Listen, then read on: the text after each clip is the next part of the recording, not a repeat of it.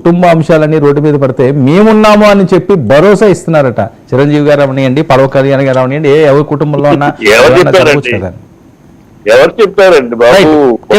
కథలు చెప్పేస్తున్నారు.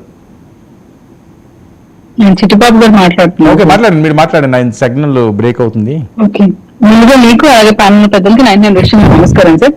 కుటుంబంలో తగాదాలని ప్రతి కుటుంబంలో ఉంటాయి, కానీ ఇక్కడ ఎందుకంటే మోహన్ బాబు గారి కుటుంబ సభ్యులు ఎందుకు ఎక్కువ టార్గెట్ అవుతున్నారు సోషల్ మీడియాలో కానీ ఎందుకు అంత ఫోకస్డ్ గా ఉన్నారంటే, ఎప్పుడు మనం ప్రస్తావన చేయకూడదు కానీ ఎప్పుడు పక్కన వాళ్ళ మీద పడి ఏడవడమే ఒక అజెండాగా మోహన్ బాబు గారి డిసిప్లిన్ పేరుతో తను మాత్రం క్రమశిక్షణగా ఉన్నాడు, ఎదుటి వాళ్ళు మాత్రం లేరు అనే విధంగా ప్రతి ఒక్కరిని క్రిటిసైజ్ చేస్తూ ఉండే వైఖరిని ప్రతి ఒక్కరు నోటీస్ చేస్తున్నారు. అలాగే సినీ పెద్దలుగా ఉంటున్న వ్యక్తుల్ని కూడా క్రిటిసైజ్ చేయడము, ఒక అవార్డు అనేది నాకు రాలేదు మీకు వచ్చింది అంటే దానికి మీకేదో ప్రత్యేకమైన అర్హతలు ఉన్నాయని మనం అర్థం చేసుకోవాలి. దాన్ని ఎవరు సభాముఖంగా చెప్పరు సార్. ఇప్పుడు ఒక సెలబ్రిటీ అనే అవార్డు కానీ లేదు, గతంలో మనం విన్నాం లెజెండరీ అనే అవార్డు వచ్చినప్పుడు ఆయన వజ్రోత్సవాల వేడుకల్లో యావత్ ప్రపంచం మొత్తం చూస్తుంటుంది ఆ వేడుకని. అటువంటి టైంలో సినీ ఇండస్ట్రీ పరువు తీసే విధంగా అక్కడ పబ్లిక్ మీటింగ్ లో మాట్లాడకుండా ఉండాల్సిన సందర్భంలో కూడా ఆయన ఫైర్ అయిపోయి మాట్లాడేశారు.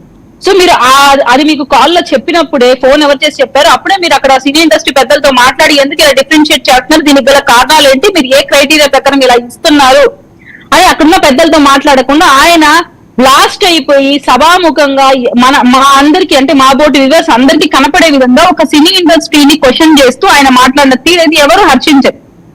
ఎందుకంటే ఆ లోటుపాట్లు అనేది మీ అంతర్గత అంశాలు, దాన్ని బహిరంగ పరిచి మీరు మీ సినీ ఇండస్ట్రీ ఉన్న లోటుపాట్లని మీరే బహిర్గతం చేశారు.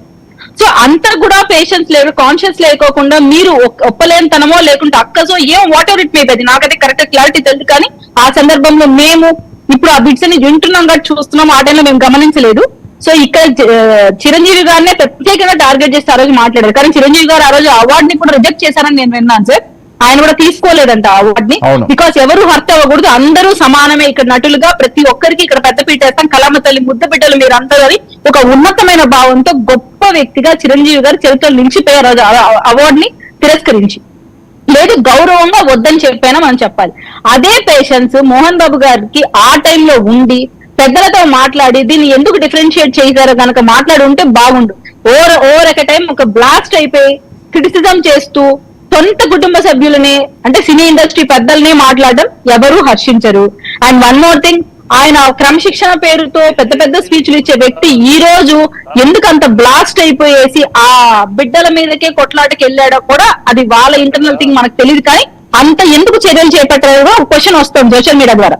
ఎందుకంటే మాకు అనవసరమైన టాపిక్ మేము మాట్లాడదలుచుకోలేదు. ఎక్కువగా సోషల్ మీడియా 2 days నుంచి ట్రోల్ అవుతున్న అంశం ఏంటంటే ఈ మంచు ఫ్యామిలీ ఇష్యూని, అంటే వేరే అన్ని విషయాలు పక్కన పెట్టేసి వాళ్ళ ఫ్యామిలీ, ఈవెన్ మంచు మనోజ్ గారి దగ్గరికి వెళ్ళి మైక్ పెడుతున్నారు, మంచు మోహన్ బాబు గారి దగ్గరికి వెళ్ళి కూడా అడుగుతున్నారు, మా ఇంట్లో ఏం గొడవ జరగలేదని ఆయన చెప్పారు. కొడుకు అయితే ఇంకా ఏం సమాధానం చెప్పలేదు, జస్ట్ 100 కి డైల్ చేశారన్న విషయం అయితే మా దృష్టికి వచ్చింది. మళ్ళీ కంప్లైంట్ ఇచ్చారా లేదా అన్న అంశం కూడా క్లారిటీగా ఇంకా తెలియటం లేదు. బట్ అక్కడ 100 కి ఫోన్ చేసి మంచు మనోజ్ గారు అయితే ఫోన్ చేశారనేది అయితే ఒక మాట అయితే ఖచ్చితంగా వస్తుంది. అలాగే ఏదైతే పెద్ద కొడుకు ఉన్నాడో వాళ్ళ దగ్గర ఉన్న పిఏ వ్యక్తిగత దాడికి పాల్పడ్డారన్న విషయం కూడా బయటకు వచ్చింది సార్. దగ్గర ఉన్న వాళ్ళ దగ్గర నుంచి మనకు వచ్చిన విషయం ఏంటంటే మంచు విష్ణు గారి పిఏ అనే వినయ్ అనే వ్యక్తి దాడికి పాల్పడ్డాడు. ఈవెన్ కోపంలో ఆవేశంలో మంచు మనోజ్ గారి పైన వాళ్ళ కోడలు గారి పై కూడా కొంచెం ఇబ్బందికరంగా కలిగించే మాటలు కూడా మాట్లాడారు ఆన్ బిహాఫ్ ఆఫ్ మంచు మోహన్ బాబు గారు అనే ఒక స్టేట్మెంట్ కూడా ఎక్కువ సర్క్యులేట్ అవుతుంది. What ever it may be అది వాళ్ళ personal issue, but Mohan Babu గారు అయితే తీరు మార్చుకోవాలని మాత్రం అందరూ చెప్పే విషయం. అంతకు మించి మేము మాట్లాడాల్సిన అవసరం కూడా లేదు, ఇది పర్సనల్ విషయం కాబట్టి. అండ్ ఆయన చంద్రబాబు నాయుడు గారి దగ్గర ఉన్నప్పుడు ఒక రకమైన భజన చేశారు, ఆ తర్వాత జగన్మోహన్ రెడ్డి గారి దగ్గర వచ్చినప్పుడు ఒక రకమైన భజన చేశారు. ఎట్టకేలకైతే మెయిన్ టార్గెట్ అయితే మెగా కుటుంబంగా అయితే ఆయన స్టేట్మెంట్స్ చాలా వరకు పాస్ అయ్యాయి. బట్ ఇక్కడ చంద్రబాబు నాయుడు ఇక్కడ చిరంజీవి గారి గొప్పతనం ఏంటంటే ఆయన ఎవరు విమర్శించినా ఎవరు క్రిటిసైజ్ చేసినా వాళ్ళని ఇంటికి పిలిచి గొప్పగా సత్కరించేంత ఉన్నతమైన భావాలను చిరంజీవి గారు రోజా గారినైనా మోహన్ బాబు గారినైనా ఇంకొకరు XYZ అయినా ఆయన ఒకేలా గౌరవిస్తారు. అందుకే ఆయన ఆ స్థాయిలో ఈ రోజు నీరాజనాలు పొందు పద్మ విభూషణుడిగా మా అందరి దగ్గర ఒక గొప్ప స్థాయిలో నిలిచిపోయాడు ఈ రోజు. అదొకటే నేను చెప్పగలుగుతాను చిరంజీవి గారి గురించి అయితే. చిట్టుబాబు గారు, మంచు కుటుంబంలో అసలు ఏం జరుగుతుంది, అసలు ఇన్సైడ్ స్టోరీ ఏంటంటే ఆస్తి గొడవలా వేరే గొడవలా? అది కేవలం ప్రాపర్టీ గొడవలు. ఆ పిల్లాడు ఇప్పుడు ఒక తండ్రి 3 బిడ్డలకి 10 రూపాయలు ఎవరు 10 రూపాయలు వాళ్ళకి ఇచ్చాడు. ఒక బిడ్డడు ఆ 10ని 100 రూపాయలు చేసుకున్నాడు, ఇంకో బిడ్డడు ఆ 10 రూపాయలు 2 రూపాయలు చేసుకున్నాడు, Okay. ఇంకో తల్లి ఆ 10 రూపాయలు 50 రూపాయలు చేసుకుంది.